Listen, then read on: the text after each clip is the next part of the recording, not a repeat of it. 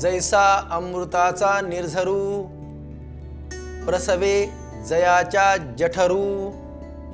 माऊली महावैष्णव ज्ञानेश्वर माऊली यांच्या ज्ञानेश्वरी मधील ओव्यांचं आज आपण निरूपण करणार आहोत, त्याविषयी चिंतन करणार आहोत। स्थितप्रज्ञ व्यक्तीच्या गुणांविषयीचे चिंतन प्रत्येकाला आत्मचिंतन करायला भाग पाडते।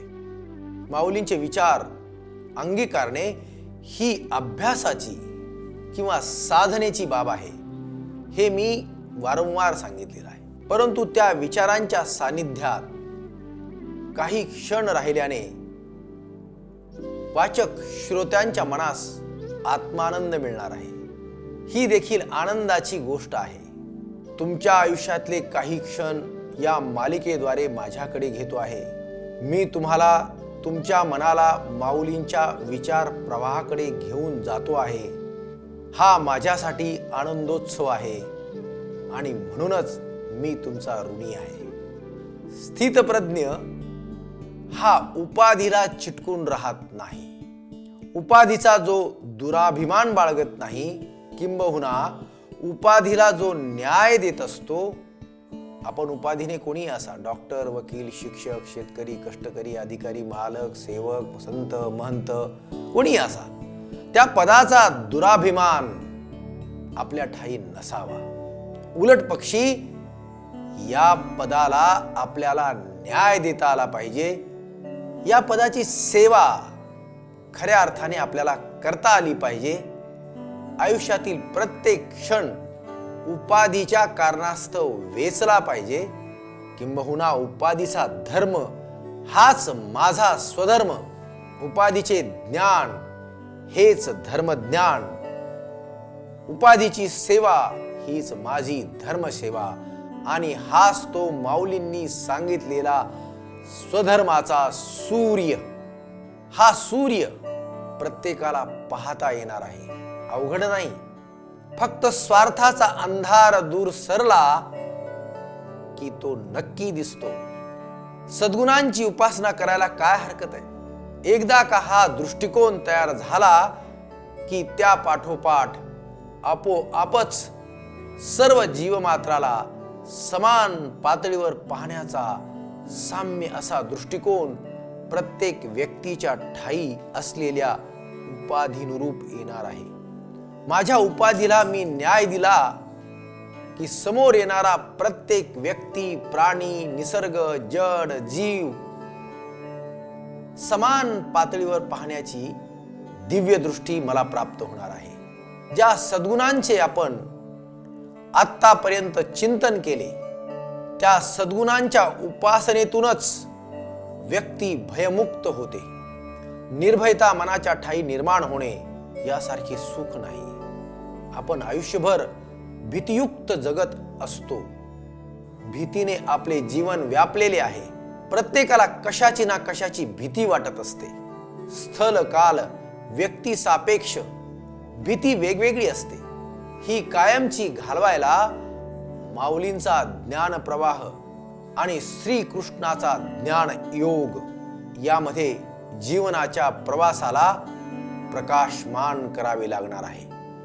हे साध्य करण्यासाठी कोणाकोणाकडेही जाण्याची, भोंदूकडून दीक्षा घेण्याची अजिबात गरज नाही। या सद्गुणांना आपलेसे करायला माऊलींनी सांगितलेला ज्ञानमार्ग हाच खरा राजमार्ग आहे।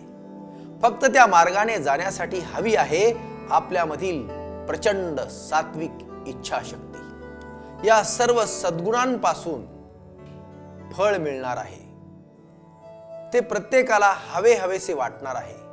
त्याचसाठी आपण आयुष्यभर धावाधाव करत असतो, शोधत असतो। माऊलींच्या भाषेत देख अखंडित प्रसन्नता आथी जेथ चित्ता तेथ रिगणे नाही समजता संसार दुःख।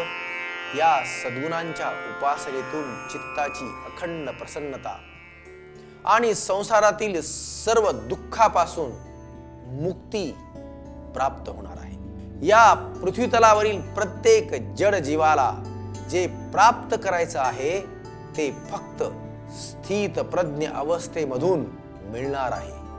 हा भाग ज्यानं ऐकला आहे किंवा जे आता ऐकत आहेत त्यांनी स्वतःला किंवा विश्वातल्या कोणत्याही जड जीवाला या गुणवैशिष्ट्यांची ठाई ठेवावे.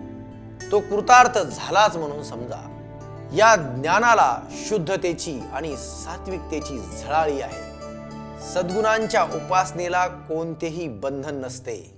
जात पात धर्म प्रांत उच्च नीच काळा गोरा शिक्षित अशिक्षित अधिकारी पदाधिकारी कामकरी कष्टकरी मालक नोकर स्त्री पुरुष अबाल वृद्ध या आणि याहून अधिक भेदाभेदांना मूठ माती देऊन मानवी जीवनाच्या जीवन प्रवाहाला आनंद यात्रा बनवणारे हेच ते महाज्ञान किंवा ब्रह्मज्ञान.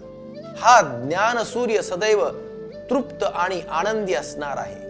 तो सदैव आनंदच वाटणार आहे. माऊली या अवस्थेचं वर्णन करताना शब्दामृतांनी ओतप्रोत होऊन व्यक्त होतात.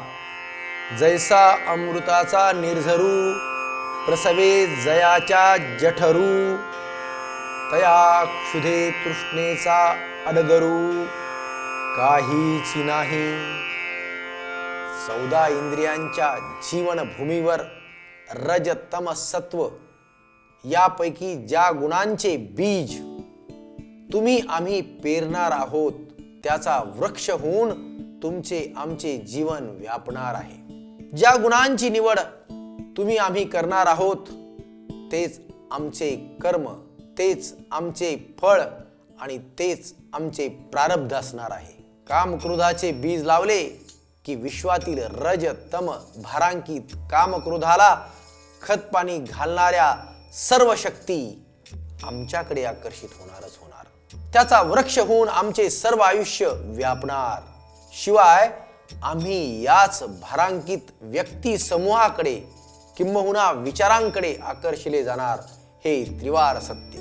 आमच्या हृदयात प्रेम करुणा प्रज्ञा जिव्हाळा यांनी युक्त सत्वगुणांची बीजे पेरली तर अवतीभोवती त्याच प्रकारचे वातावरण निर्माण होणार आहे. सत्व भारांकित विचारांना तुम्ही आकर्षित करून जीवनाला साक्षी भावनेने पाहण्याची दिव्य दृष्टी तुम्हा आम्हाला प्राप्त झाली की आनंदमय जीवन झालेच झाले.